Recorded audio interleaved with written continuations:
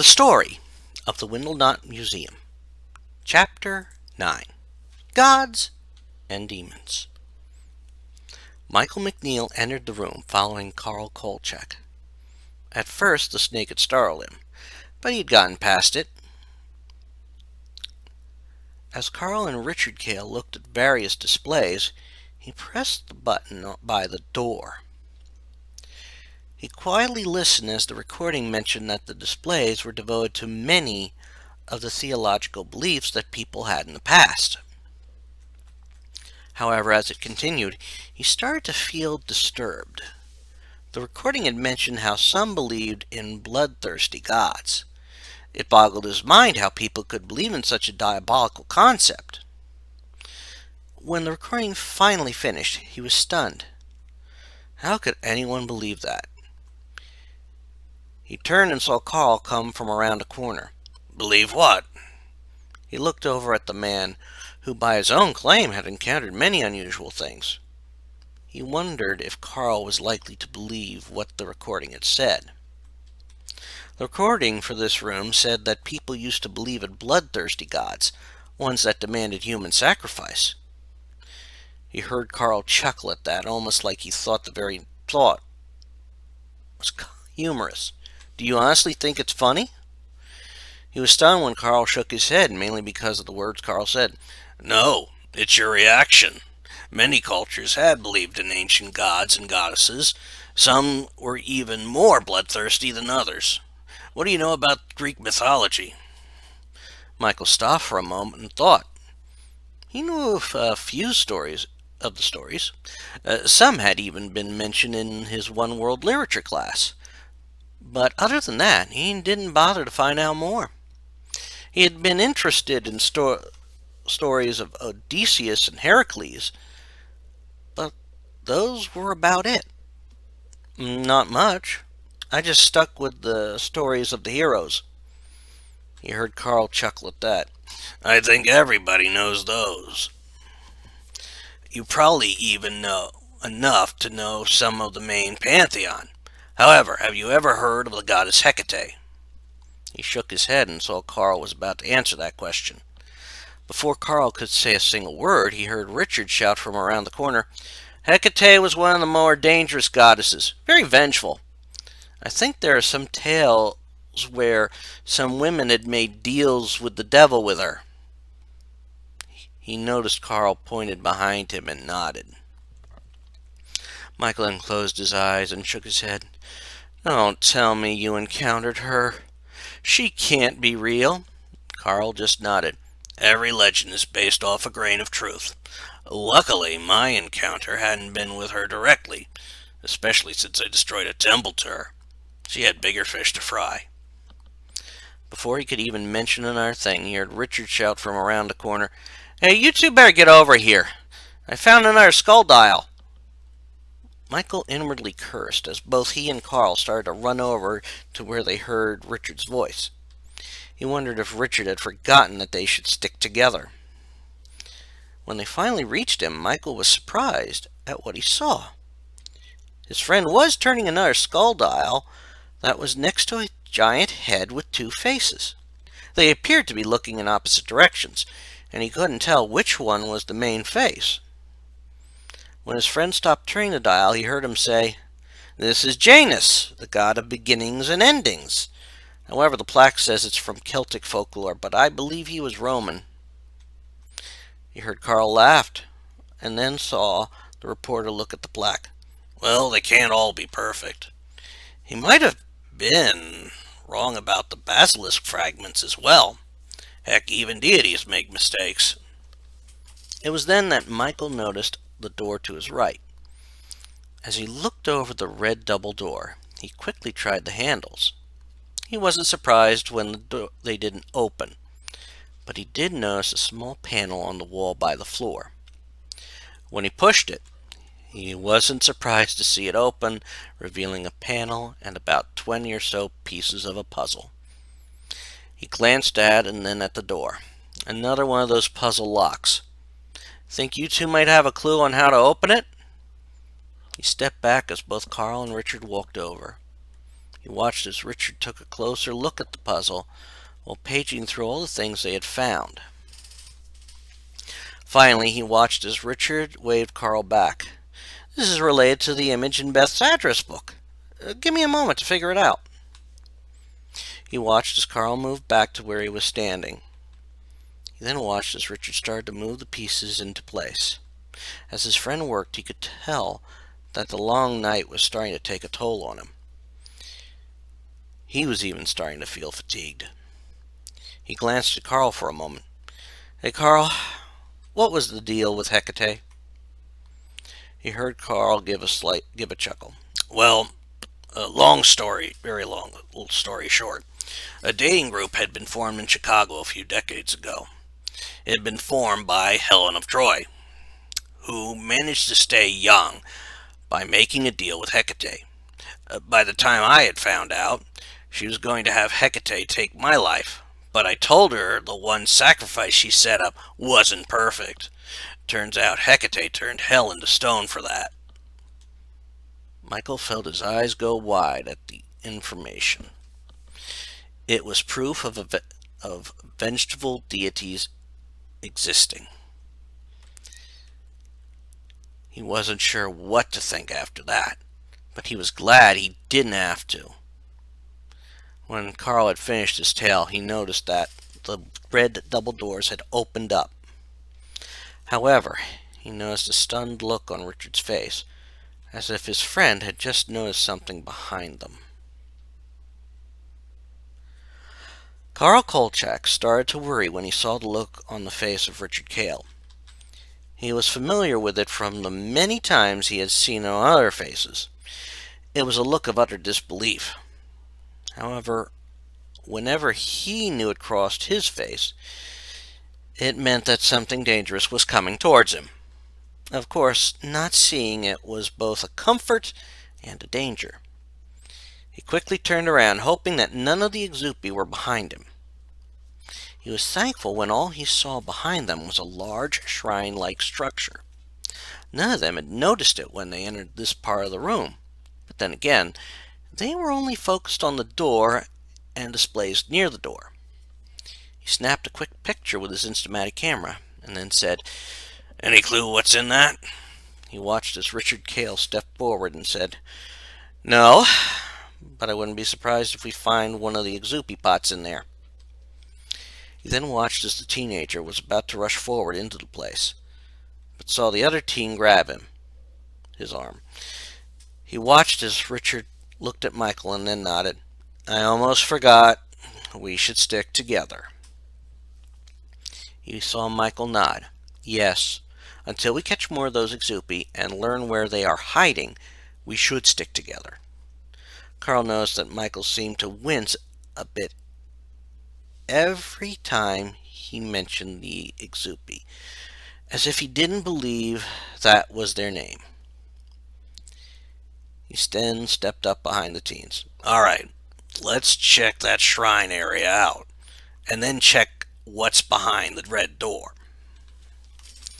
They all walked forward and into the door of the shrine-like display.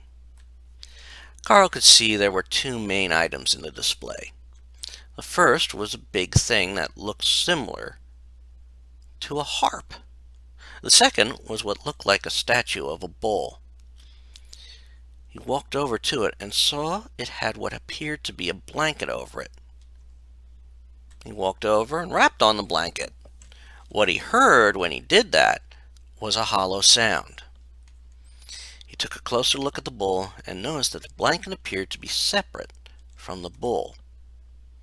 When he tried to lift up the blanket, he wasn't totally surprised when he couldn't lift it up. He then glanced down and saw what appeared to be some cords between the two things. The two were obviously linked together. He turned to face the two teens, but was surprised when he heard a tone coming from the harp.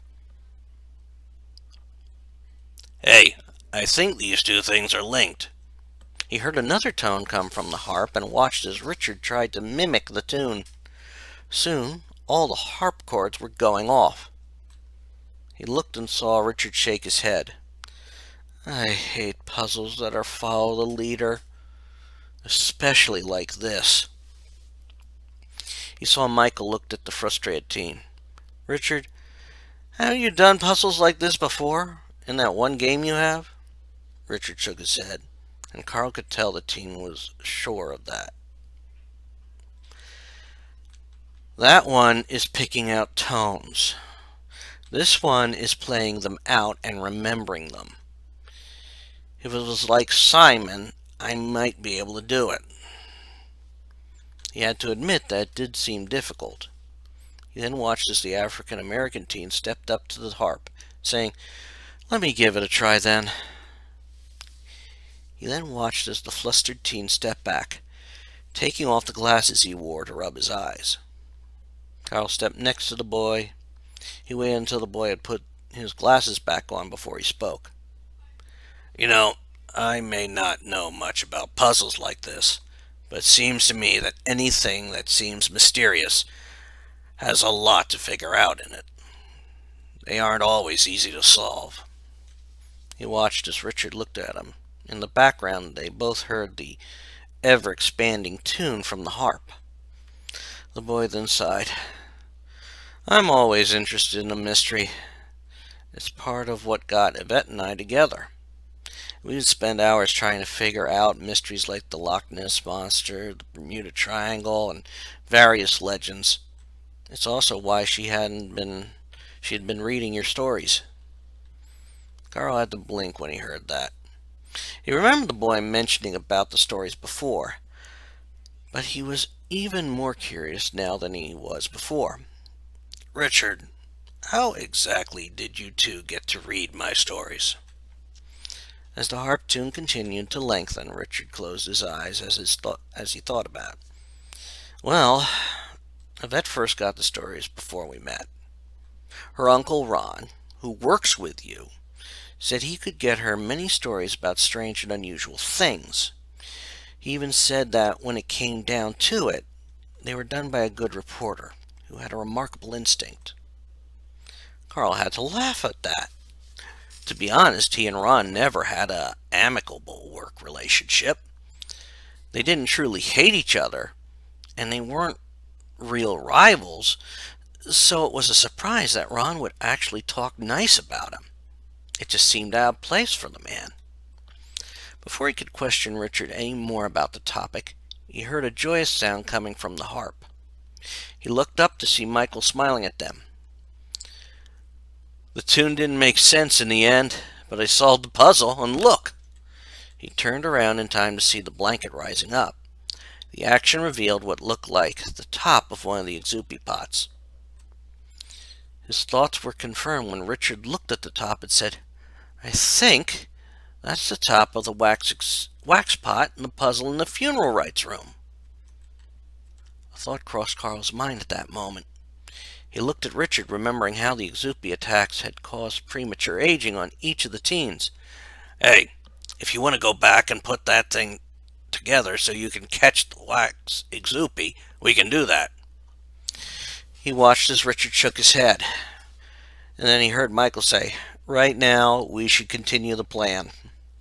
Besides, once we know where every pot and its matching lid is, we can handle things in a more efficient way."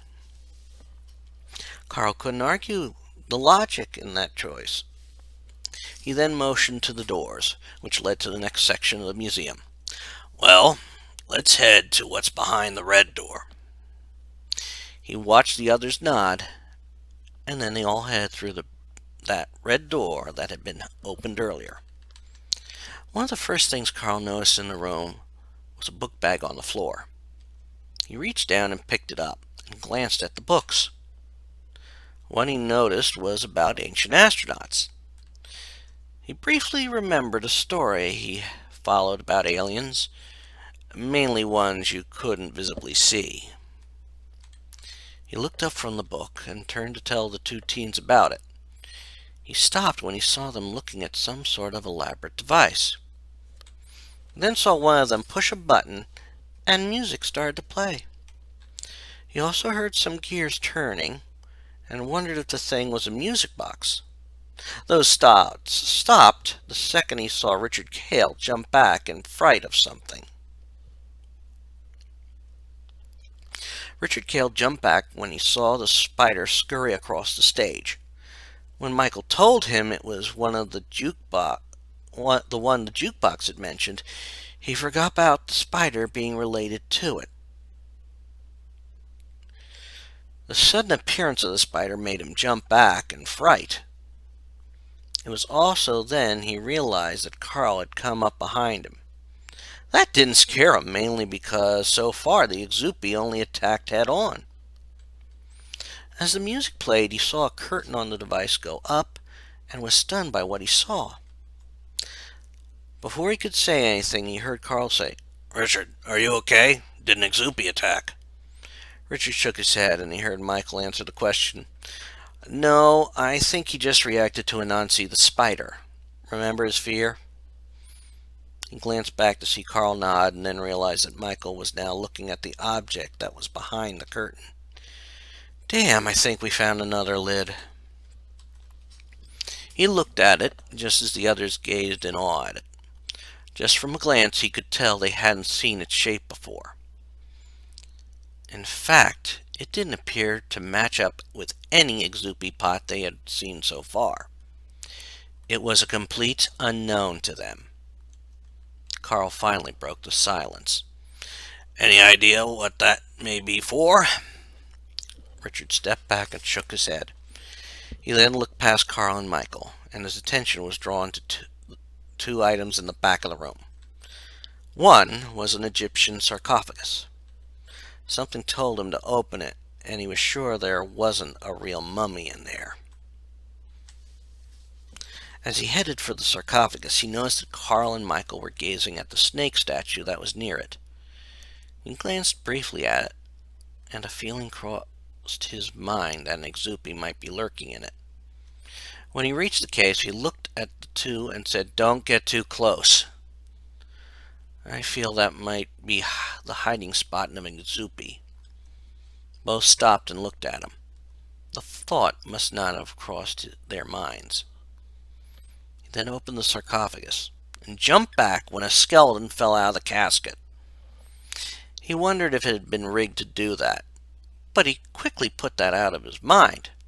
What now occupied his thoughts was the lid on the bottom of the casket. He knelt down and looked at it. Carl was the first one looking over him. "Did you find another lid?" Richard just nodded. Michael walked over to his side and looked down at it. "Hey, doesn't that shape of the lid look familiar?" He nodded again, and Michael said what he suspected. "It fits the one we saw in the library." He got up and said, "Yes, when we go back down there, we might want to grab them." He then looked through the doors to his left and said, "Let's check out the next room. It looks like it's full of items of folklore." They started heading through the door and were amazed at what they saw. There was a likeness of a cyclops in the room, and what looked like a life-like Pegasus. Judging by the wood laying next to some of the statues, they must have been unpacked before the Exupi had escaped. They continued through the door near the Cyclops, and he felt Carl freeze, as if the reporter had seen something from a nightmare. He quickly glanced around the room until Mike said, "Damn! That werewolf is almost realistic." The reporter started to move, but kept a wary eye on the statue. "Almost realistic? That's what they really look like." He heard Michael stifle a laugh, but he remembered reading the tale. It was one of Yvette's favorites. A werewolf lurking on a cruise ship seemed a bit funny, since it wasn't where one figured a werewolf would be, but he pushed that out of his mind. What entered his mind was the dial next to the werewolf. He ran over to the dial, despite Carl urging him to be careful. As he started to turn the dial, he said, "Carl, I know you've seen one of these up close, but the dial is the important thing. After this one, there's only one more left to find." Of course, he wasn't sure where that one was, but he was sure it was in a room they hadn't seen yet. Once the dial was turned, He turned around and saw a normal door. It was near a mural of a vampire. He looked at the others and said, "Should we leave the room?" Both nodded, and Michael said, "Yeah, I think this particular room isn't Carl's favorite place." He noticed how the reporters seemed to be staring at the mural, and decided not to ask or point out anything. He quickly opened the door and was thankful when he saw a normal hallway. Almost instantly, he started to wonder how everyone was reacting at home. Yvette Davidson sat in a room and tried to stay awake as her Uncle Ron talked about the stories he covered. She wished her uncle would cover more stories like his fellow reporter Carl Kolchak would cover. Those were always more interesting than some flower show or some social event. She was initially thankful when her mother called her out of the room. She left the room and headed over to her mother. "What'd you want, Mom?" Her mother looked a bit worried. "Yvette, Mrs. Kale just called. She wondered if Richard was here. Did he stop by?" She looked at her and started to worry. "He hasn't been here. I thought he would be home by now. He usually walks up to the old museum on Friday." She didn't want to tell her mother that she might have gone up there with him tonight if her Uncle Ron hadn't shown up. The worry on her mother's face deepened. "I hope he's all right then. Maybe he met up with that other friend of yours, Michael." The thought did cross her mind, but she doubted it. Outside of school, Michael was usually with the others, who thought she and Richard were spooky. She then remembered something for a moment. She had thought she had heard a bell toll earlier. The sound seemed faint, but irregular. She looked at her mother and said, "Mom, I might have the number of one of Michael's friends. Let me check in my room." When her mother nodded, she ran up the steps and went right to her room window. The window of her room looked right at the clock tower of the old Windlenot Museum. She had even shown Richard the view once. However, this time the view was different. She never remembered the clock changing once, but now it had changed. Instead of reading 12 o'clock, it read 5:30. It was then she realized that Richard wasn't home, but might be in the museum. However, the big question was how he ended up in there. Before she went down, she stopped. How could she be sure Richard had ended up in the museum? No one had ever entered the museum before. She thought about it for a moment and decided to hope for the best. She then grabbed the number of one of Michael's friends, a girl named Paige, and hoped she could tell her that they knew where Richard was.